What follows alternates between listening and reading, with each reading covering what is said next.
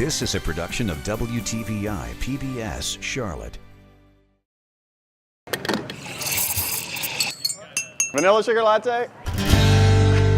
When James Yoder moved his business, Not Just Coffee, into the 7th Street Public Market in Uptown Charlotte, the place was practically empty. I think it was us and Cloud9 were the first businesses in here, and there were some other small pop-ups. So it was definitely slow going in the beginning. Took us a while. Is that for here, Brian? That was almost 3 years ago. Today, Not Just Coffee is thriving. James says much of that success comes from the market's business model, designed to help entrepreneurs get their businesses off the ground. I think the shared overhead is obviously hugely beneficial. I think the space itself is really unique, having a public space. There's nothing else like it in Charlotte, really. There's the Atherton Mill Market, but as far as spaces uptown, it's completely unique. You don't have to be a customer to, hang out in here. People come in to work. It's a great meeting place. Yeah, it's pretty awesome. Well, it's counterculture coffee, so I definitely that's the best thing for me because I love organic coffee. And there aren't many places in Charlotte that serve it. I mean, there are a few, but not very many, so I think this is the best out of the couple that there are.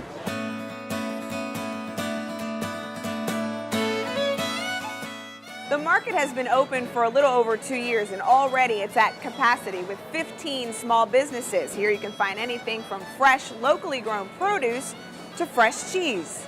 Hey James, how you doing? Good, Mike. How's it going, man? So how was As executive director of the 7th Street Public Market, Mike Restano works with the owners of these small businesses to ensure they get the mentoring and consulting support needed to become successful.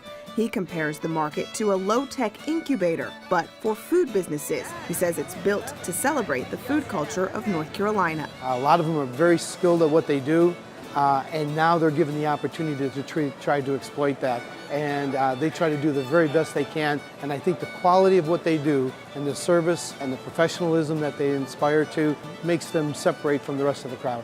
We chose this place because A, they have healthy alternatives, and it offers a lot of different variety. You can get basically whatever you want, as well as the soaps. I've already been over there looking at the soaps too. All of the businesses within the 7th Street Public Market also do business with more than 45 North Carolina farmers, organizations, or other food-related businesses, representing 30 North Carolina counties. It's really an exciting when you see how our tentacles are now spreading through the state as far as what we're trying to do for North Carolina agriculture.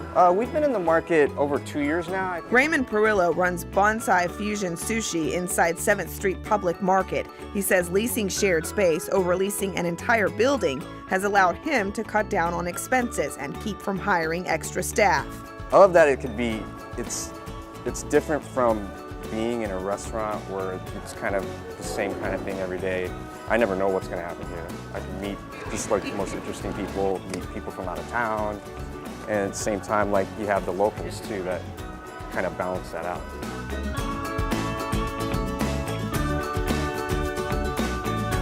A combination of food, variety, and community, all in one central location.